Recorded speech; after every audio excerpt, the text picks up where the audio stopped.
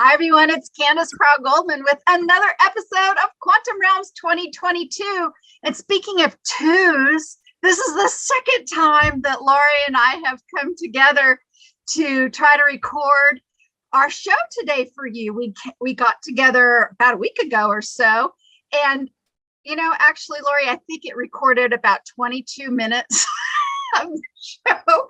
So the second time, all these twos are getting in the way. When I have electrical equipment like this, sometimes it's the cosmic ETs that get in the way that kind of muck things up. And we even had a little bit of a hiccup this morning, but here we are, and welcome.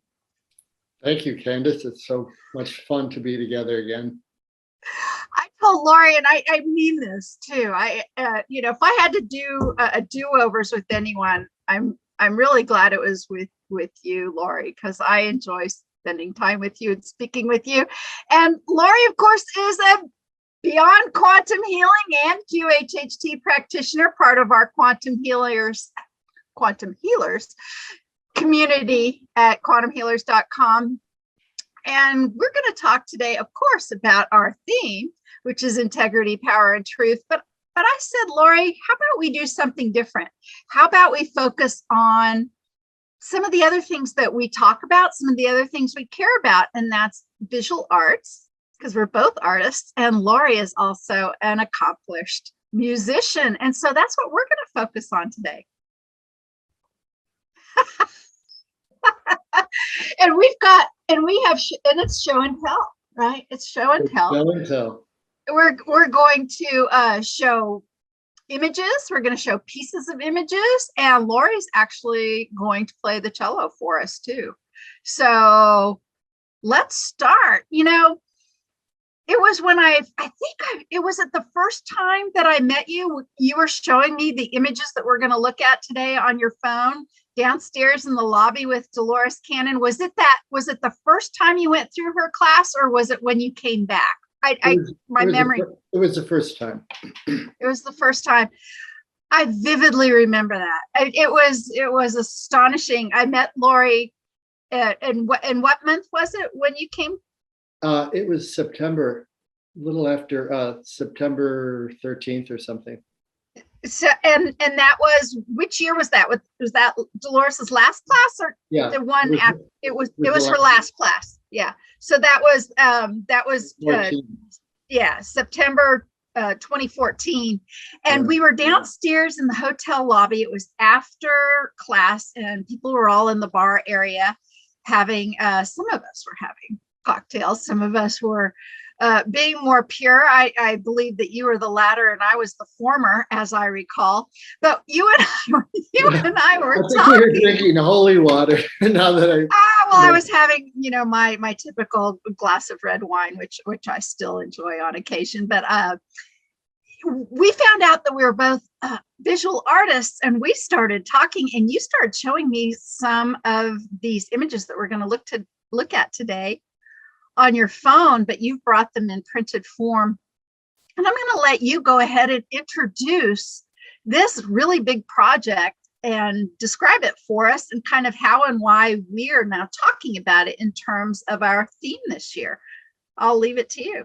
All right. Well, I think its relevance is that our idea of truth, power, and integrity is just a reflection of how quantum healing fashions itself. In other words, we don't go in and heal people. We create an environment that allows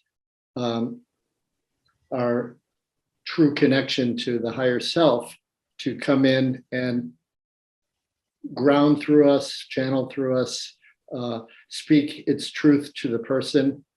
And it's both our higher self, which allows us to do that, and the person on the table, it's higher self. So it's in other words, the integrity is to keep our mental facility so further back, maybe in an observation role, in case there's an emergency, we could deal with it with our mind. But in general, it's giving way to the resonance, the truth, the actual power, and what's that other quality we're studying today? Integrity, truth, and power. So yeah, integrity, power, and truth. Yep. yeah, and all those things are basically to allow the resonance of the organic world, the universe and source to speak through us. And so that's how we maintain those qualities. And so today, I think the fact that we're going to dip into something besides the healing arts and just go towards music and art is that if it's true, it's going to resonate in any medium that one participates. And so, and I guess the story of my project is a good example of that. And that is because I was on a true mission of trying to find out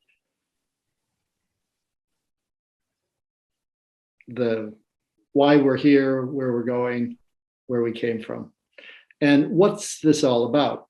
And in the beginning of my journey, I did not realize it was an ascension.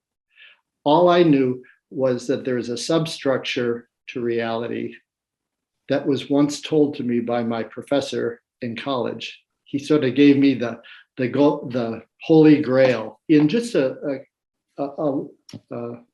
one sentence. He just said, if you want to find out the answer to the universe, it's in it's hidden, like, Easter egg hunt, it's hidden in the late landscapes of Paul Cézanne. Now I'm going to lift this up and show you that's a painting of Paul Cézanne's late landscapes. So just to identify that. And he left me with that. And so for years I studied it, and Cézanne was meticulous at, just like an impressionist, where he just got his sensation from nature. But he was, like Dolores, a cataloger and a researcher of truth. And so every little, where the impressionists might have taken a dab of this color and of that color, while he adhered to that accuracy of color, he was more focused on the shape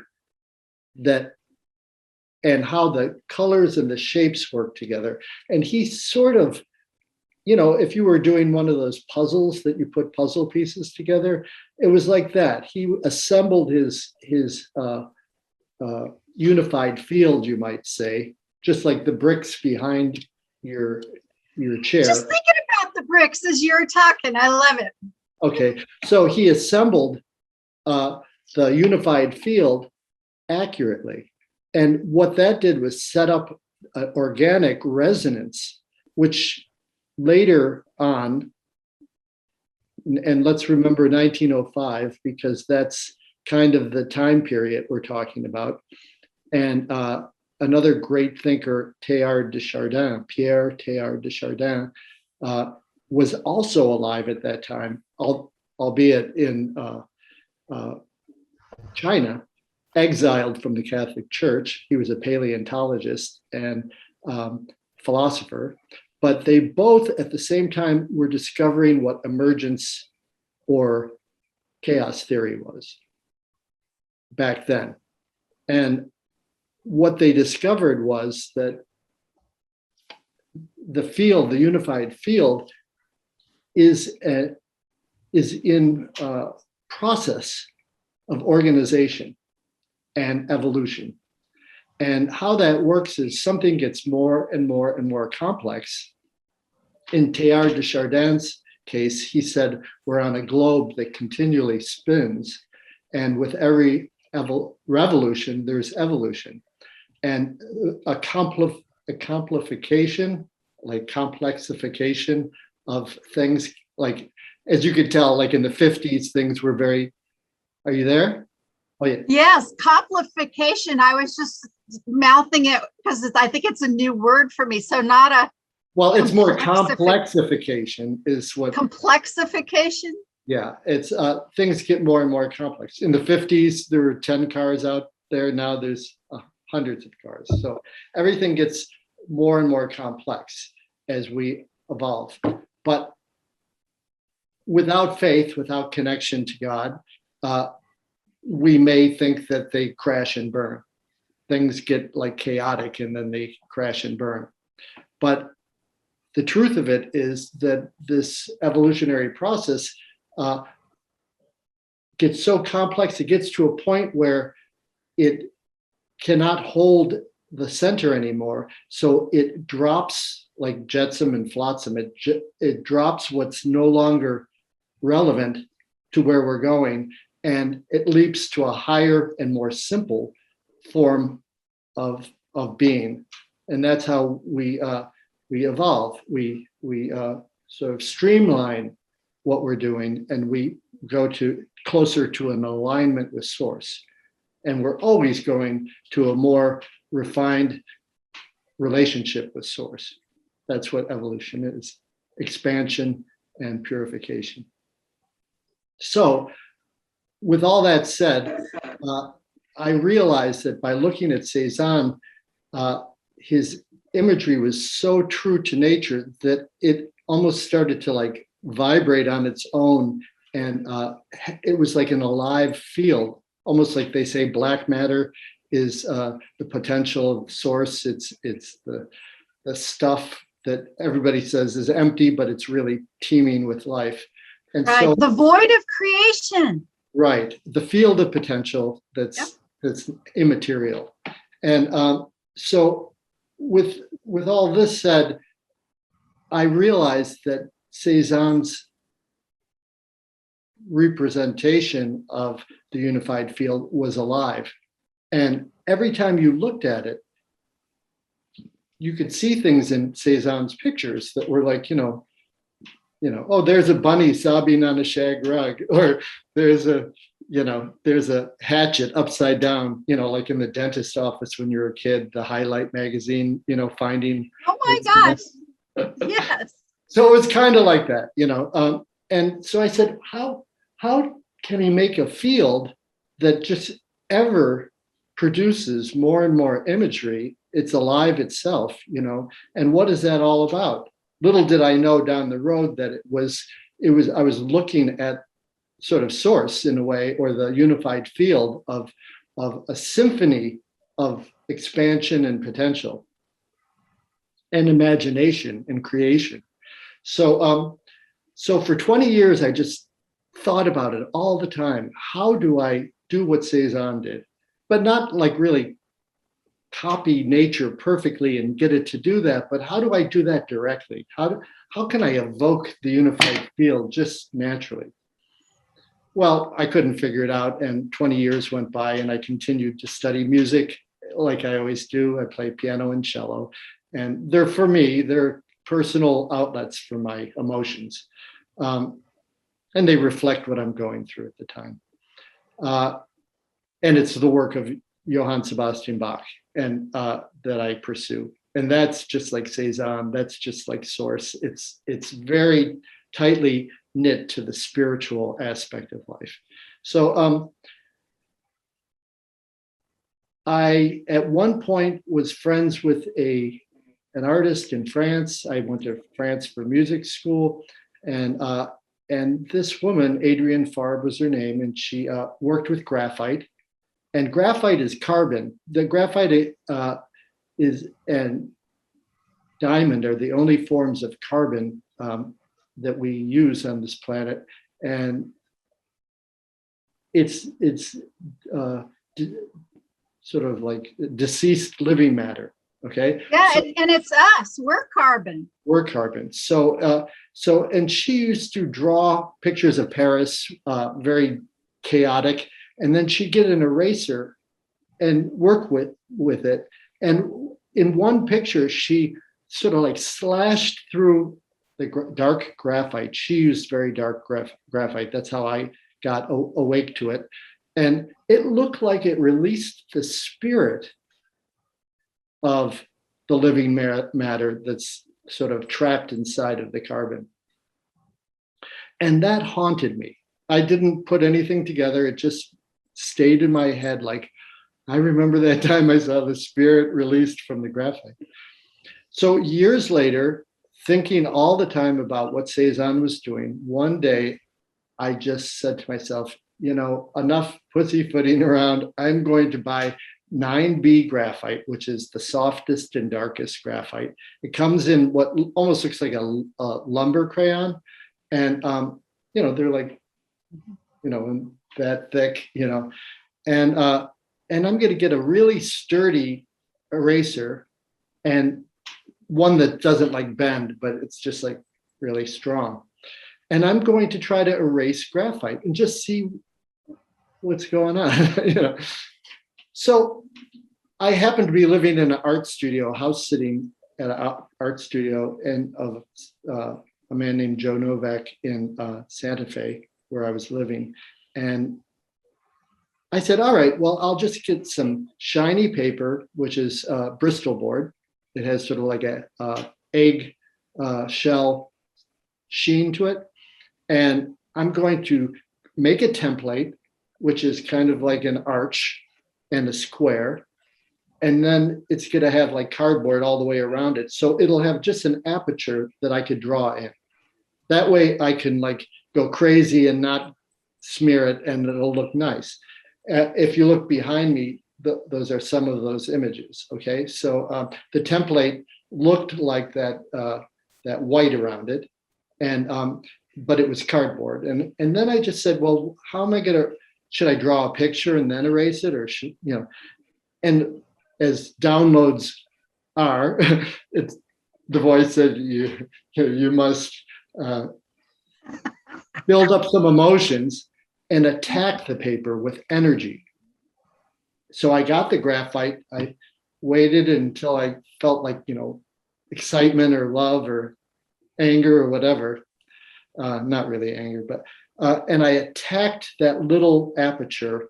You know, here's the result of what these things look like. That could be looked as a bed or something like that. But so I attacked it like this, and it was a mess. And then I got the eraser, and I just went right after that with the same type of emotion, and I just went like that. And these things that look like things came out of that. Okay, so it was like, oh my God, this is doing something, you know. And it sort of allows you to. This one isn't under an arch, but it's the same type of method. And what happens is it looks like things. I see, and everybody sees whatever they want to extract from this unified field. But I see sort of like either a gate or a boat with people in the boat. And this is sort of like a lake and the reflection of the trees on it or whatever. So they were starting to look like tangible things, even though, and I mean, as messy as they are, there's sort of an exactness to them. And it was like, this is like, there's something a little bit more than the sum of the parts. So I just kept on going. And believe it or not, I didn't have any mistakes. It just one after the other turned out. So here's another one. I see this as sort of like a boat, like that. You're looking down a canal in Venice, and there's a boat sitting on the water in the distance or something. But and this is a bad representation because they didn't Xerox completely.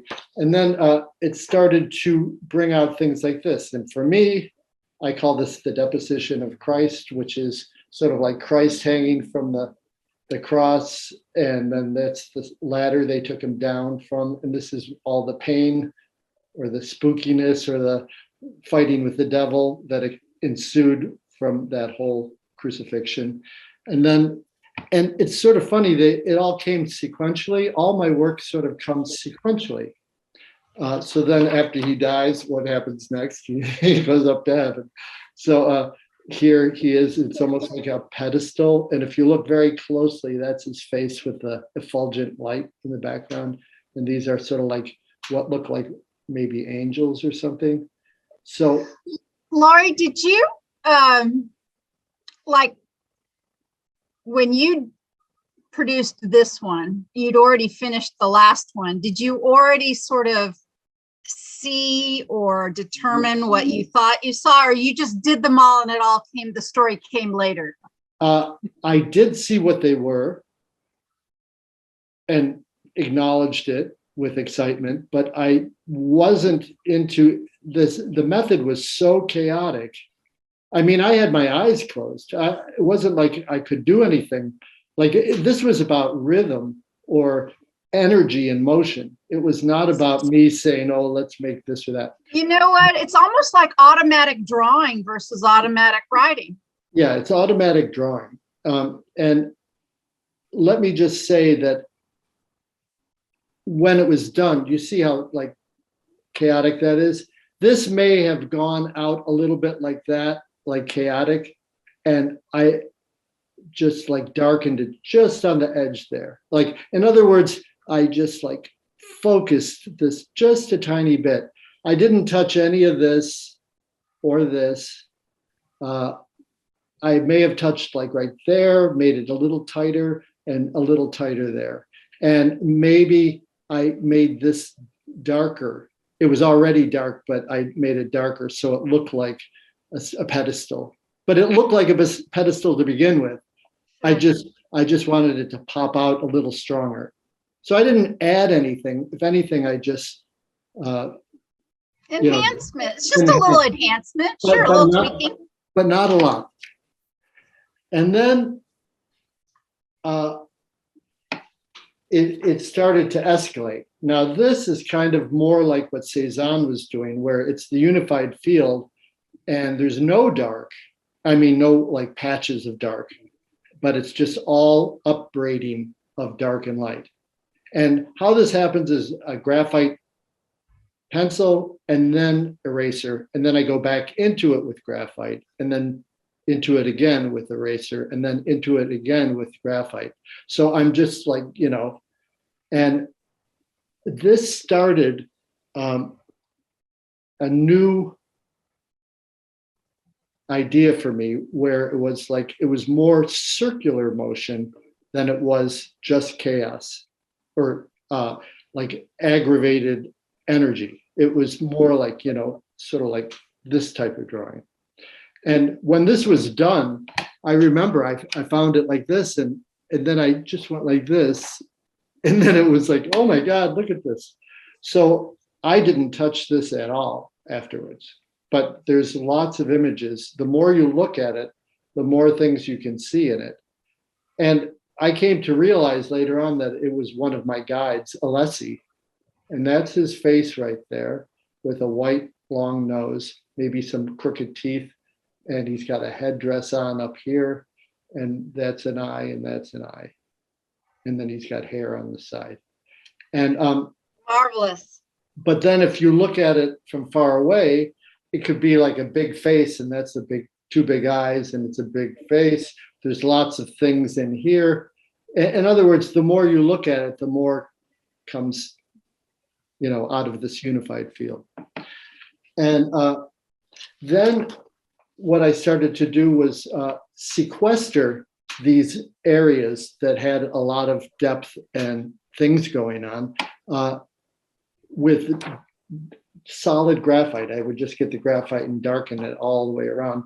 And it became sort of sculptural where it showed, it highlighted or made pop the image even stronger than if it had all chaotic motion around it, with grays and whites and stuff.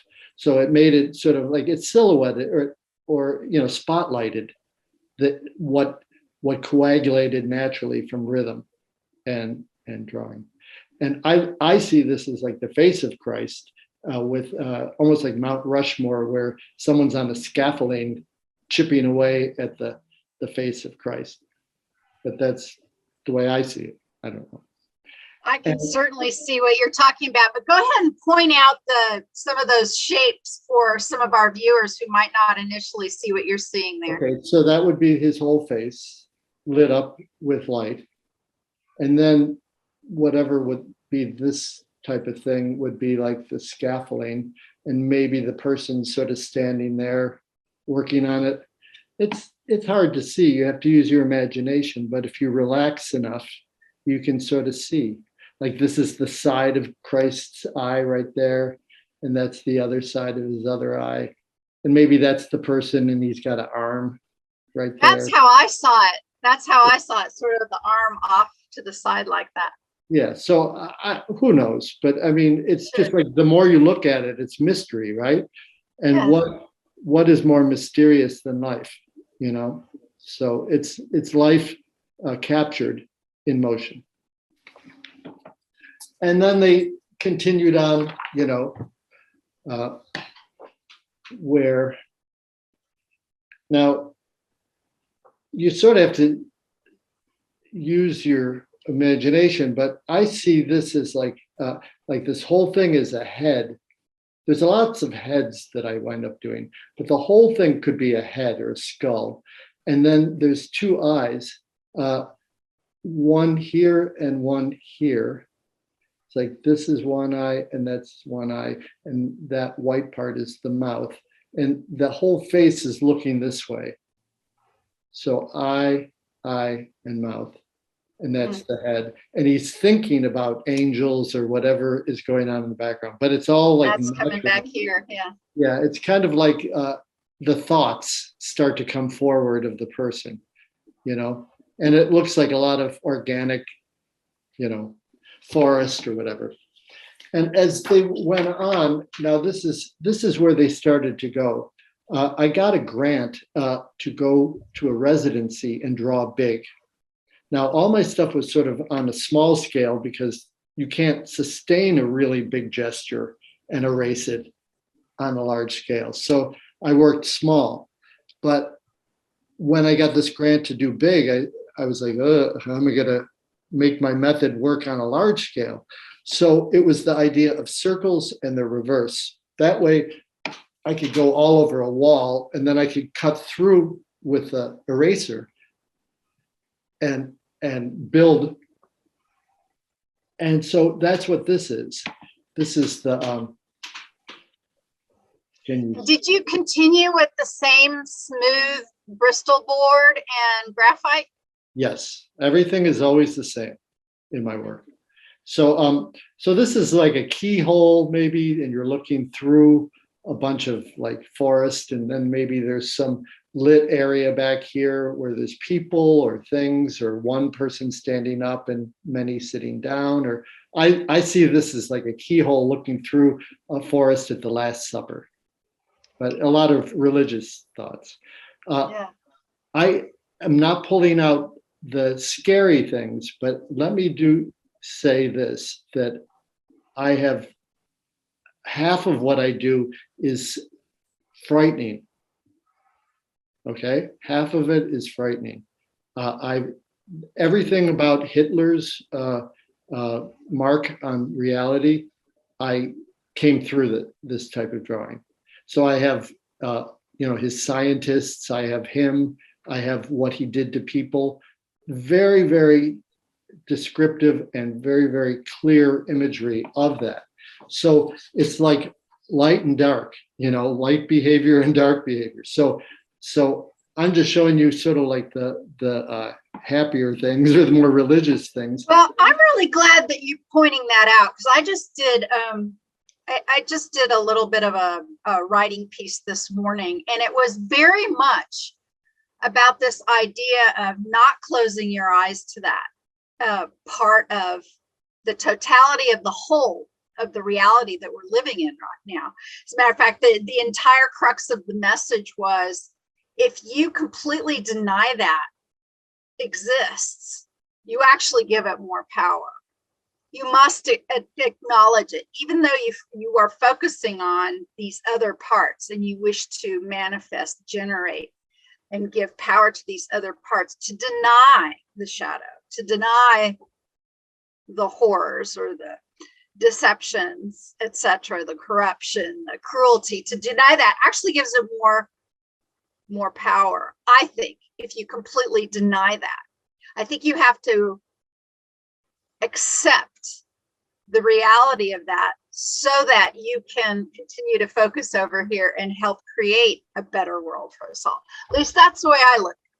Well, while I agree with you, I'd like to add to that idea that it's not so much, in my view, that it gives it more power.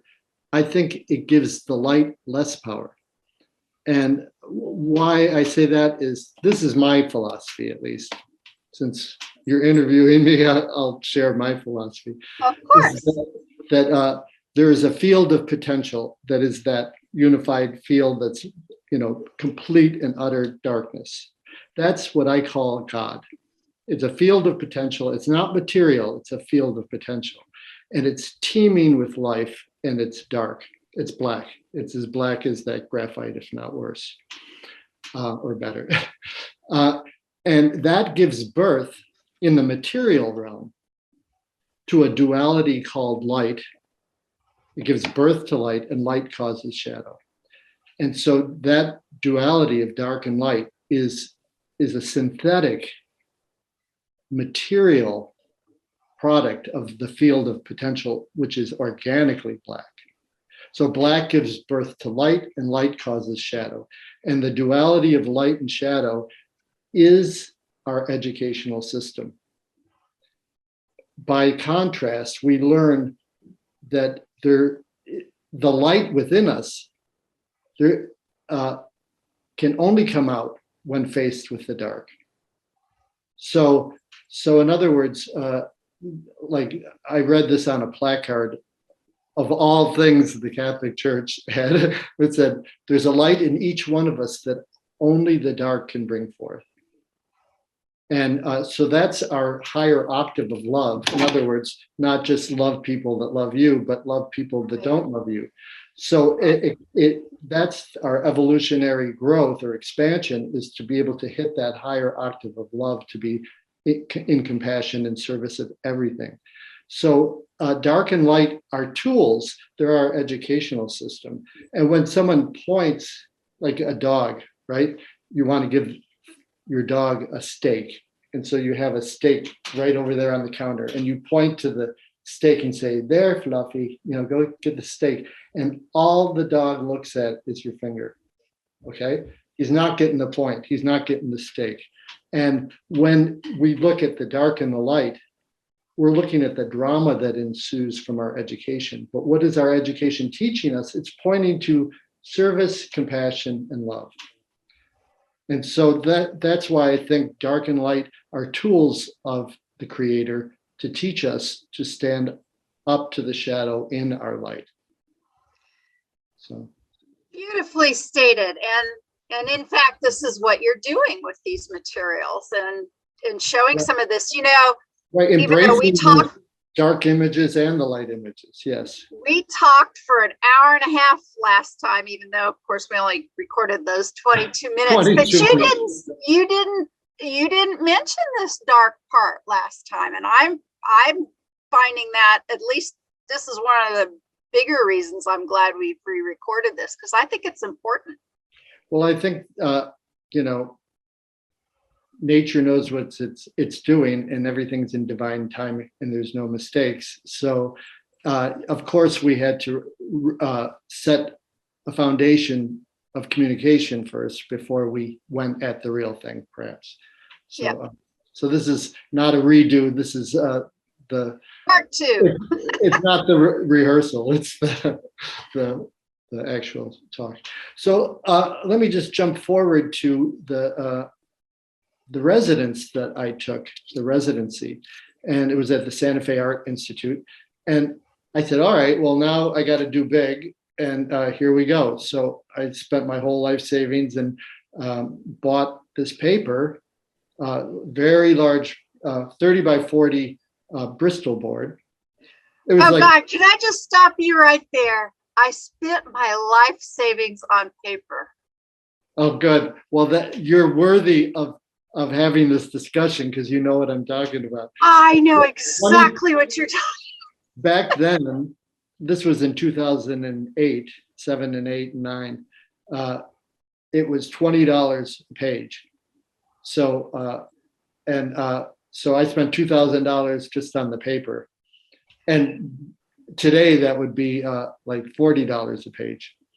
So anyway, I said, all right, well, now I've got to draw these big, or I have to just draw big, and let's see what happens. So, and on a small scale, which I just showed you here, they were, it was one circle or two circles that are co-joined. And it was, I could sort of see that it was part of what I was doing. But when I did really big, what happened was there were pockets of this type of clarity. And then I colored in between them because, like I say, they're almost like apertures of like dimensionality that you can see hundreds of things in. But right next to them, it was just like gray and stupid. It was like there's nothing. So they were almost like islands of clarity in chaos.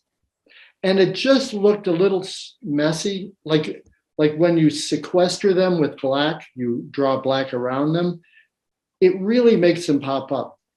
But I realized that if I didn't encircle these in the shape that they wanted, they didn't look good. If I got them exact, they looked like they were weightless and floating. So I started to see this is what was happening. And I said, well, this is very much different from what I usually do. These are circles, almost perfect circles at times, and they have not exact images in them. They don't look like people or things, but they look like they're dimensions unto themselves. They're unique configurations of escape, maybe a unified field behind them. And what I realized, and I'm jumping ahead, is that the blackness, as far as meaning goes, the blackness is mankind's separation. These circles are the consciousness of different incarnations.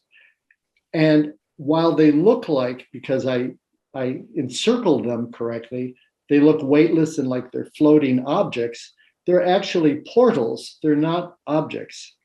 And that our evolution is to clarify this darkness inside each one so it's lighter, so we can be a better portal or a better emissary of the light. And that's what our evolution is. And that these objects I started to see as like, wow, it looks like I'm drawing planets in the night sky. Okay. Now I just have to back up 1 second and tell you that at the same time, I was trying to figure out what the hell was happening, because as I'm sure you are and everybody in QHHT and BQH is an empath of sorts, if not clairvoyant or whatever. We all have many different proportions of different gifts, but I'm like an empath, like from another planet, obviously. And, I was really feeling like we are reaching a tipping point. What is going on? And at that time, I just felt like we're going into hyperdrive. Everything's speeding up. I feel like I'm breaking apart and that I'm going to transcend this body. I really did. And I started to search in all kinds of, because I'm a philosopher. I went to school for philosophy and became a philosopher. I was reading through all kinds of books, like who's talking about what's going on now? Nobody. And there was a guy named Daniel Pinchback, I believe, and he was big on describing, like Jose Arguelles, the Mayans and the Mayan calendar. And it was far away from 2012 with all the prophecies of the Mayan calendar. So it hadn't come to fruition. So I said, well, maybe that's what's going to happen in 2012. But I said, what is it going to look like? Are we going to be floating around, or are we going to, I didn't quite understand. And I really had this like gigantic interest in trying to figure it out. Well, in Daniel Pinchback's book, one of them, he had a little quote of Pierre Teilhard de Chardin, this French paleontologist from 1905. He actually was a scientist, and that paleontology got him somewhere because he's the man that discovered the oldest relic of a human called the Peking man. So he's famous for discovering the oldest relic of a human. He discovered it in China because the Catholic Church didn't like his philosophy and banished him to China by himself. But there he did his studies, and he wrote about what he thought was the advent of global consciousness. And he thought that evolution was caused on this planet by spinning around and around and around. And it gets more and more complex. And it did that in the beginning with ether or gas, just like so many of us find our clients were ether at some point. And also after that, it got so complex, it solidified into rock, which, bless you, which also looks like what our clients look like at times, rocks. I was a rock, I swear. And then that turned into finally super atoms, which created life. And we'll call that the biosphere. Animals, and there was the plants and then the animals. And he felt that the byproduct of the biosphere then, as it complexified, produced a byproduct called consciousness, and that consciousness rode, just like the E layer of the ionosphere, it rode in a planetary sphere around the Earth of our consciousness, and that it slowly got populated until it was so dense that it would become one mind. And then we would all be transcendent to another dimension, a fifth dimension.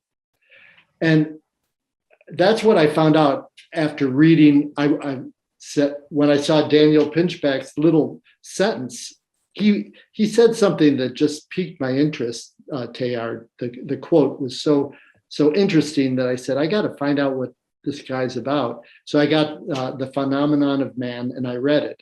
Most people wouldn't do that because it was so thick. Dense, I mean. But I was so hungry for this knowledge, and it was like, this is what's going on. This is what global consciousness is. And while I was reading it, I had already done about 20 of these drawings at the Institute. So at one point I said to myself, I think you're drawing the consciousness in that layer of the planet he called it the noosphere, which in Greek means the mind, the sphere of the mind. So anyway, so I continued to draw. Here's one. And I just want to point out that at times there are things that are very believable. Like, can you see this looks almost like a face of someone lying down, like a Alexander the Great lying there dead.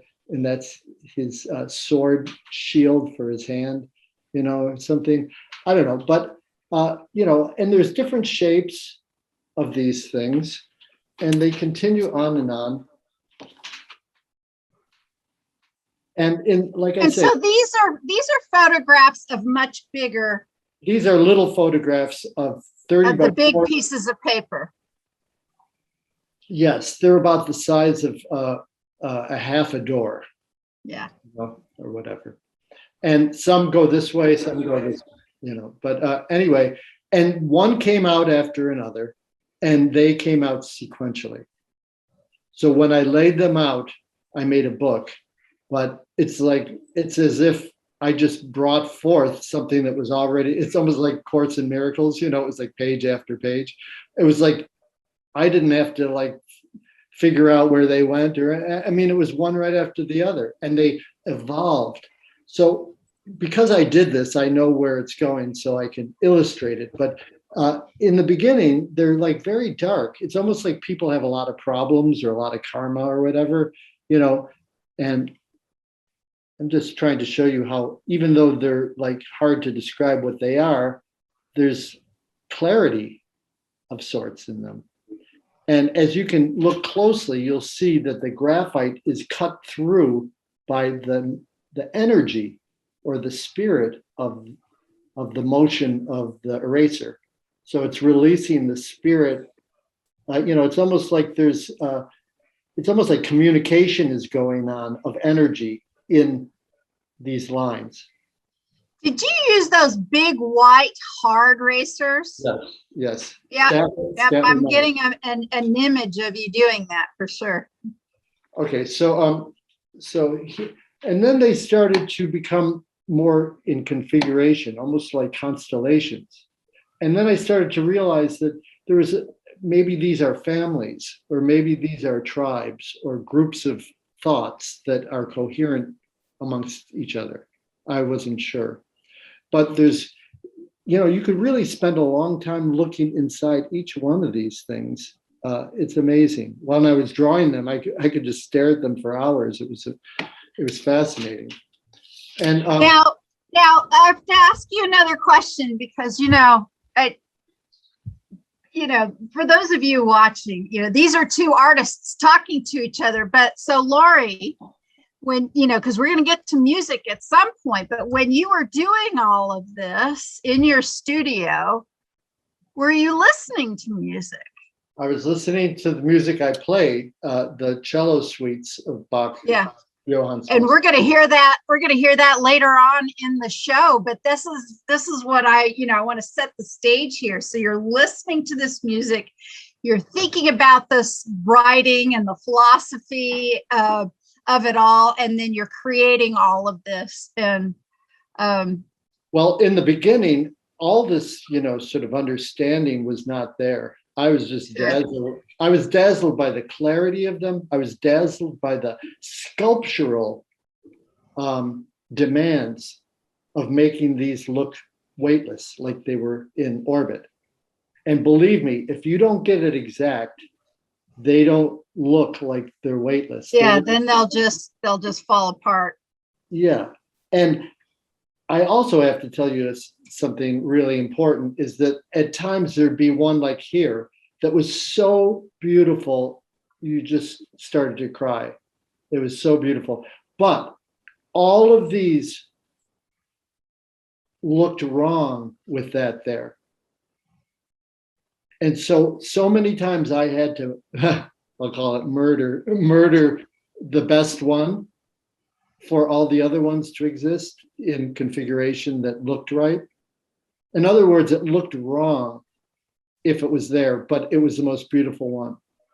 So I can't tell you, if someone said what was the hardest part of doing this project, I would say not the 2 years it took to draw, or becoming bankrupt after doing it, or drawing in the middle of the winter in the warehouse, where I thought something was wrong with the graphite because it was like light gray, and I realized it was frozen. And I was wearing like 3 coats on top of each other while I was drawing. Oh my goodness. And the smoke was coming out of my mouth of the, because it was so cold. None of that added up to the heartbreak of destroying so many beautiful images because of coherence. So that's another thing you did not say the last time we talked. And that really brings a depth of experience to this whole project of yours. Yeah. And I know this is stupid, but I'm going to say it anyway. You see this one here? When I looked at it, it shuddered through my body that was what my grandmother's sweater looked like when I was a little boy, that she used to hold me up and I'd rest on her sweater. And that's what I used to see. So, I mean, it freaked me out when I drew it. It was like, oh my God, that's a childhood memory, like captured. So anyway, and then I started to notice that that they started to be constellations now. It wasn't just like 2 or 3 or looking up closely, but constellations. And they were starting to get a little lighter inside, but still there were dark ones. And then it started to shift where the globes themselves were lighter inside, but then there were a lot of like pebbles.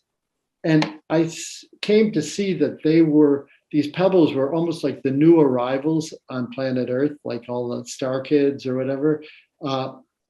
And so I started to notice that things were changing. I wasn't doing anything different. It was just changing. And so then they started to look like this, where tons of little ones, and look at the variety of the little ones, you know, and the larger ones started to get less dense with black inside and more just light.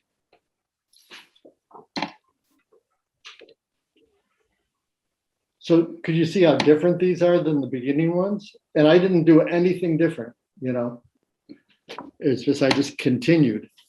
And then the whole idea of the Kali Yuga cycles that they speak of, that the 2012 was in the Mayan calendar were foretelling, which is that there are cycles of good and bad and education. And what those things are is it's time for birth. You know, there's cycles of pregnancy, there's cycles of good and bad. And then when, you know, the cookies are ready to come out of the oven, you know, the end of the cycle happens. They turn off the oven and they come out. And so they describe it as an in-breath and an out-breath, just like our breathing, which is a resonance of what our light body is, which is our breath. And our light body is assembled by our breath.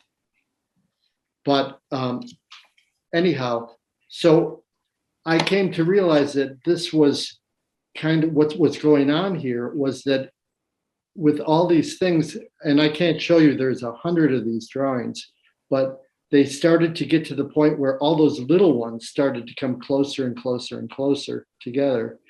And you had 100 of the 30 by 40 drawings, 100 of them. Yeah. Well, 99. And then I took the liberty to do the only drawing that came from me, which was to do an all black one, to just describe what that layer of the noosphere was before mankind started to think. I drew that one, but all the other ones were 99 in totality.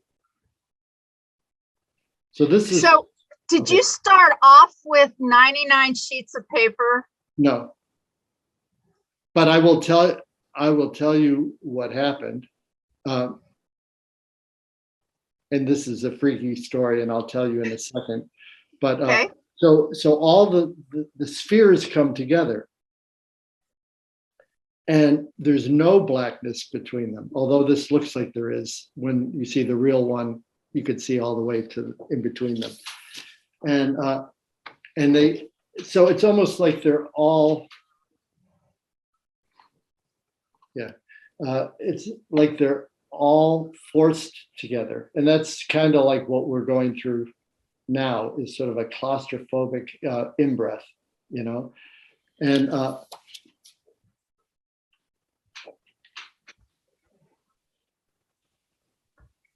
the complexity of this is just astounding, that it's coherent all the way through it. You know, there was no.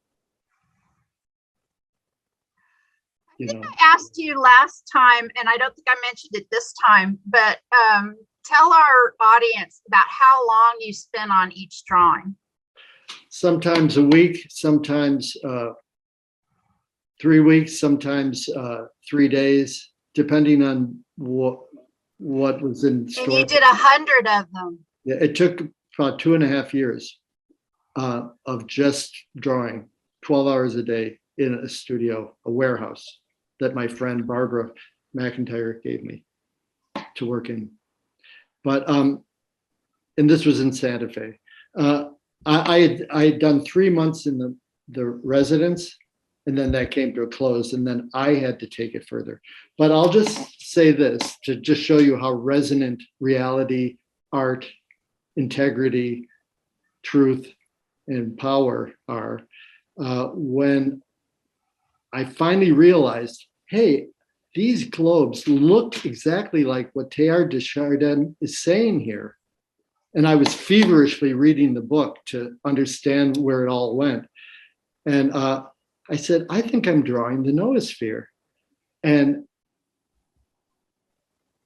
Teilhard de Chardin said, in way later I read in something, that he said, if what his theories were correct, may I die on Easter.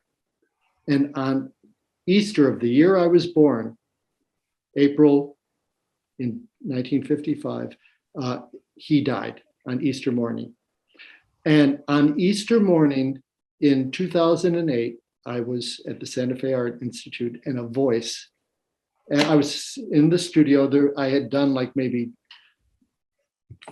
15 or 16 drawings. A voice came to me, and I very rarely am clairaudient, but it said, if you draw 99 drawings, it will sequentially depict the evolution of consciousness of mankind. And I went, do I really want to do that? But it's a voice, and it was a real voice. It was inside my head, but it was not my voice. And so I committed in that right then and there that, all sheets to the wind. How often do you get a voice telling you what to do? Except your mother, maybe. And or Dolores. Or Dolores. Dolores' voice. I hadn't met Dolores then, but yeah. I know, but she continues, yeah, especially with you. So I just said, all right, 99 drawings. I only have like 18. That's a long way to go, but I'm just going to do it. And the residency came to an end. There were months that I couldn't find a place to draw. I had to, I just had to go with it, but it gave me 3 months to rest. And then a friend of mine, just in a conversation, said, oh, I have a warehouse. Why don't you use it? I'm not using it. And from that point on, I drew for the next year and a half or whatever. So, so just to go on with this, this drawing thing, the project gets to the point where it's all coagulated. And then like a snake skin, it comes to a point where it's no longer dimensional, like 3-dimensional, but it's like flat. And it's almost like a cathedral stained glass window where it's just metal between the images. So that led me to believe like this is the rounding up of this realm of darkness, where every portal in the dark is being, sort of forced together, and then the aperture of the portals are now about to shed. And so then it took, after that drawing, it took me 1 month of not being able to draw at all. And one day I was in the parking lot and the wind blew, and it was like, I could go back in now. I went in and I drew this, and this is that part that I showed you in the last one. It's like that. And we break free into this unified field. And now there's no more darkness around each centrifugal expression or light body. Everything goes into its own center, or it's aligned to its, umbilical cord at our heart. Source feeds our torus field through our heart. And so that's what these things are, is there are centrifugal alignment to our higher self or source. And our breath, which is in and out, coiling, is connected to that tethered connection to source. And this is what the unified field is. This is all of us in our light bodies without the separation of darkness or difference. And it's not a hive mind. Each one of us is unique and being fed by source, but we are in a dance of harmonious industry with service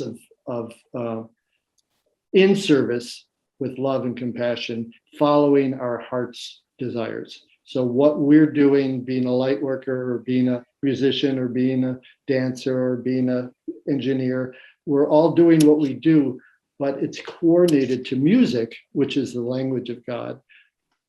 So there's a symphony being directed that we're all able to play our parts.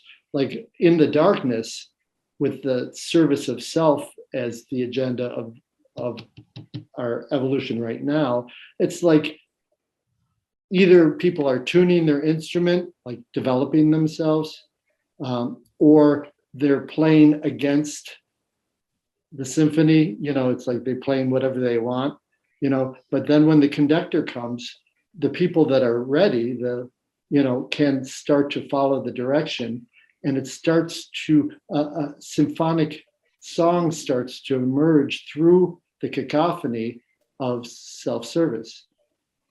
And so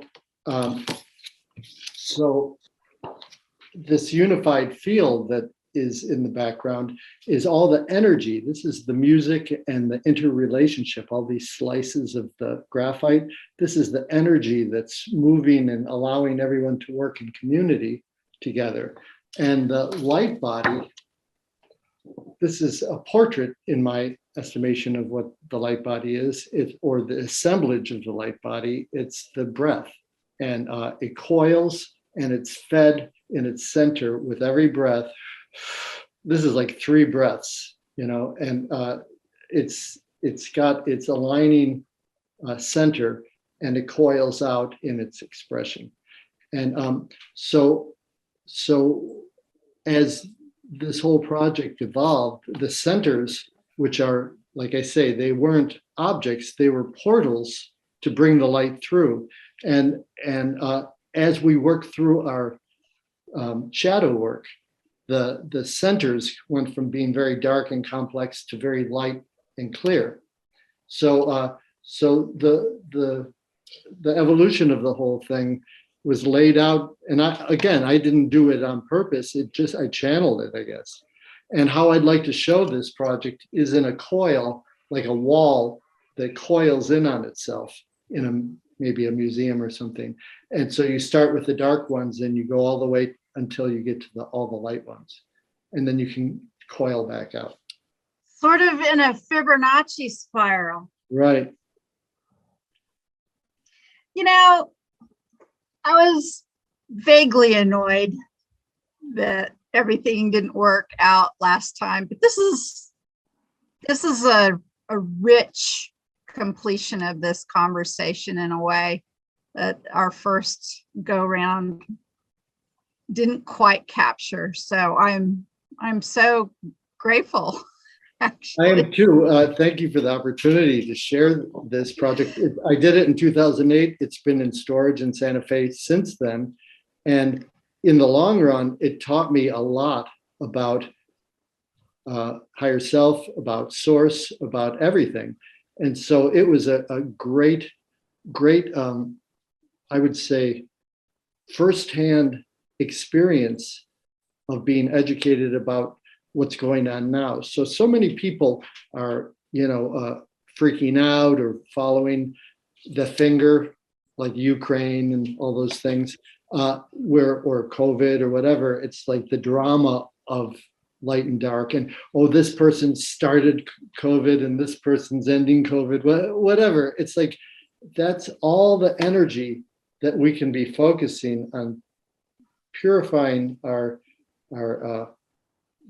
either ancestral karma or our trauma that smears our divinity, whatever. There's work to be done to become empowered, to become a leader, and to be undaunted by the taunting of the dark. We no longer need it because we're beyond its harassment, because we've gotten strong enough to just be looking at the stake and walking towards it.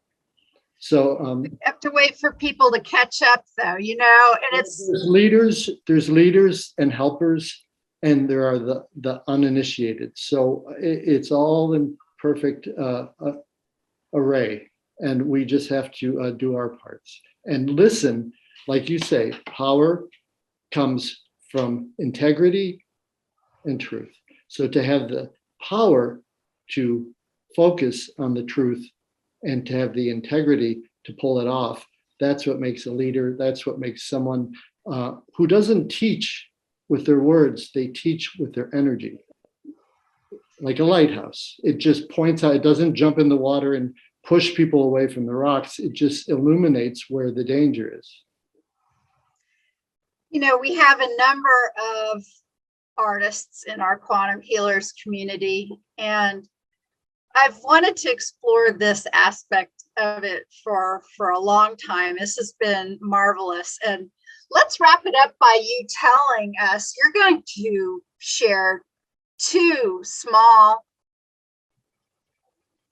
bits of music, shall we say, right? Can you introduce, we'll start with one and then we'll finish with the other. So will you introduce the first one and then we'll play it, and then we'll introduce the second one, and then we'll play that. So what are you going to play first? All right.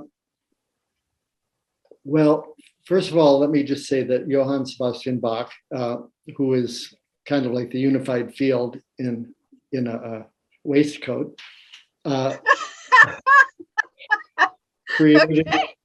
created solo pieces for the cello and for the violin and for the lute and for the piano.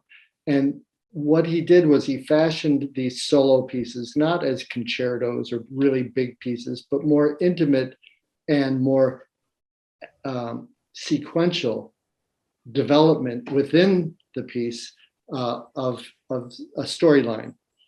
And so he assembled what he called suites. And these suites have a number of dances that were very popular back in the time, but then they went out of fashion. So nobody danced these dances, where you're bowing and curtsying and spinning around.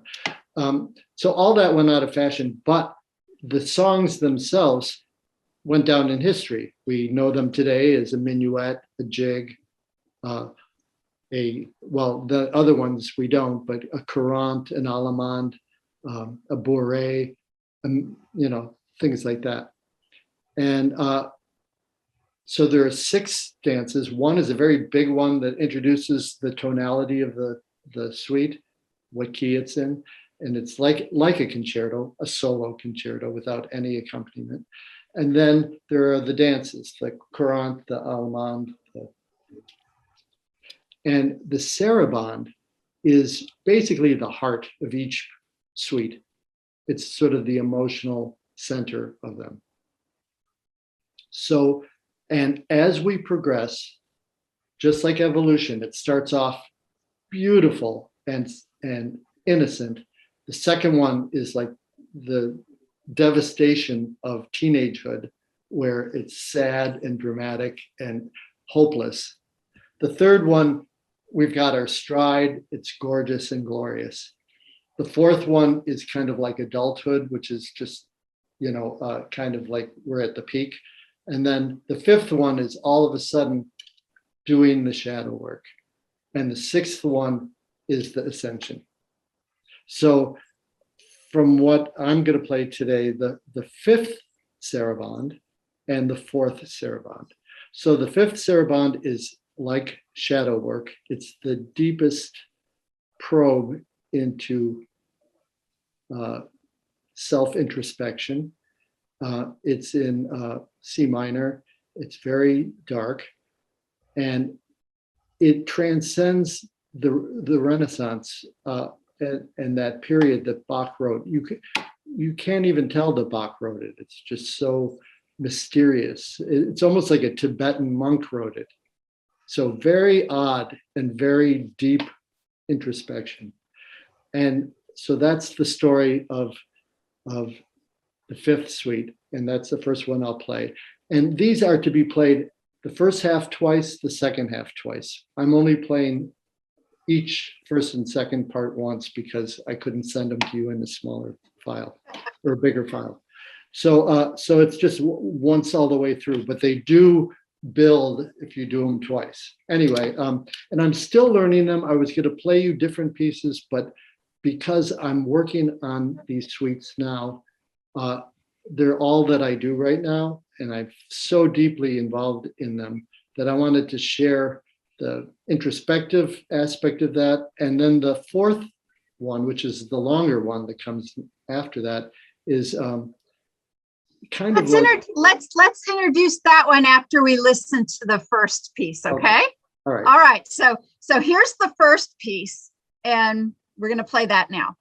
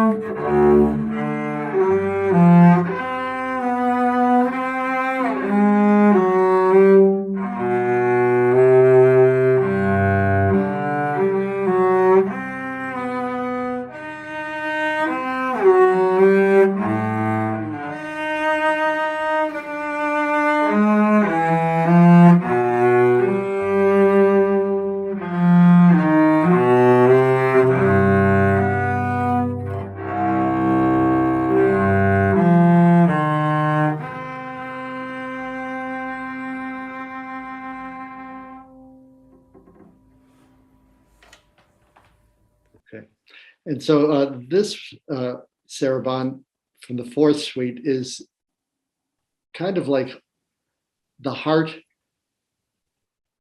at the peak of the old paradigm, kind of like where we were before the pandemic, where we knew what emotions were, we knew what trials and tribulations were, we knew what romance was, we knew what all that stuff is, we knew the longing. So it's kind of like before going down into the depths and doing the work and then transcending.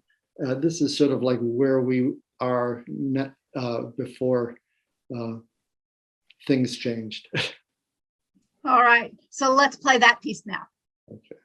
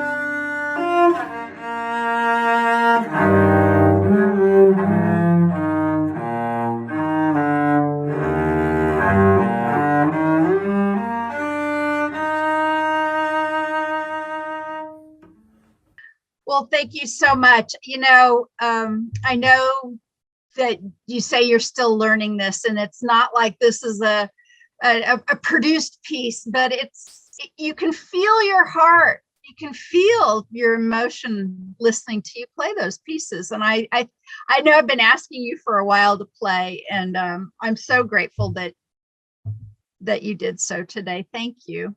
Well, thank you, Candace. I just felt it was more important to share the intimate experiences I've been having during this whole period of time at home, working on them, and they're very relevant to me. So I'd rather share them in this sort of building state than totally at the end when it with some other piece, because I know so many. I know the first three suites, in a way that I can play them more comfortably, but I thought it was important to be truthful of what I'm doing. I love it. I love it. It's so transparent and so honest, and that really came through with all of your mark making in the work. My own work, which is one of the reasons I was so fascinated by all of this to begin with.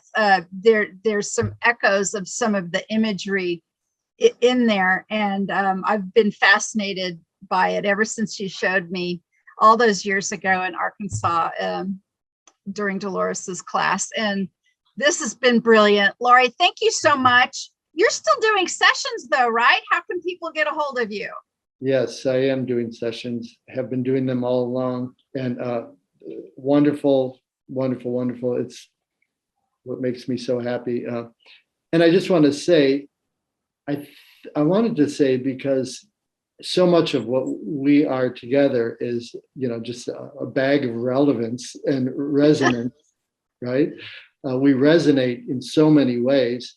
And which leads me to want to just say something that you mentioned earlier, of what we spoke of, that we're all compassionately working to assist others to go through this ascension process. And it leads me to believe, as particularly in your case, your closeness with Dolores and being her right-hand person for so long, and now sort of just a conduit for her continued tutology or tutoring us all, that I almost feel like everybody that's a light worker, that's BQH, that's QHHT, practicing, we're all part of a tribe, a family. And it almost feels, the more I think about it, that Dolores is sort of like our oversoul, and that she taught us, gave us our marching orders, and we are,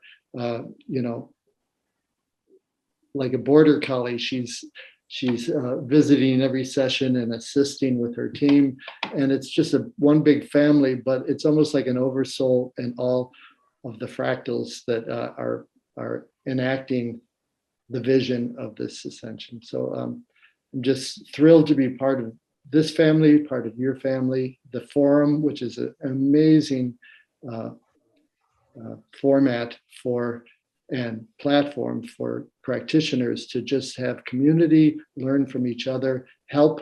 I'm to the point where I've heard a lot of it before, but it gives me the opportunity to throw in help for the newbies, or someone that doesn't have a clue or is right, but they don't believe in themselves. And I just want to say, you're on the right track. Don't fall to doubt, and all that. So it allows us to give as well as receive. And that shows its integrity, power, and truth.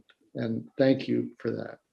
Wow, what a way to end it. Yeah, so you can find Lory certainly listed on our quantumhealers.com directory, but give everyone your website too.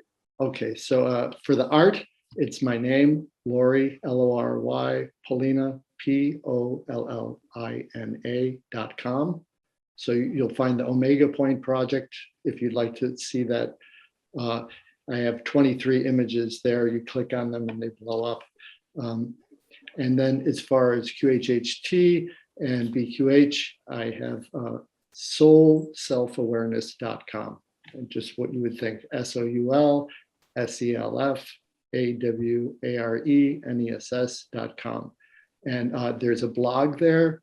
And the first blog is about the soul's journey. And it's very informative on the whole philosophy of where the soul comes from and how to develop it and ascend it. So it's like 20 pages long, but it has it all in the very first blog. And then there's, instructions on QHHT and all that in it. Super. All right. Well, thank you so much, Lory. It's been my pleasure, and I'm just so glad we finally got this down. Oh, love you, Candace. Thank you. I love so you much. too. I love you too. All right. Well, thanks everyone, and stay tuned for another episode of Quantum Realms 2022 because there's more to come. Okay. Bye, everyone.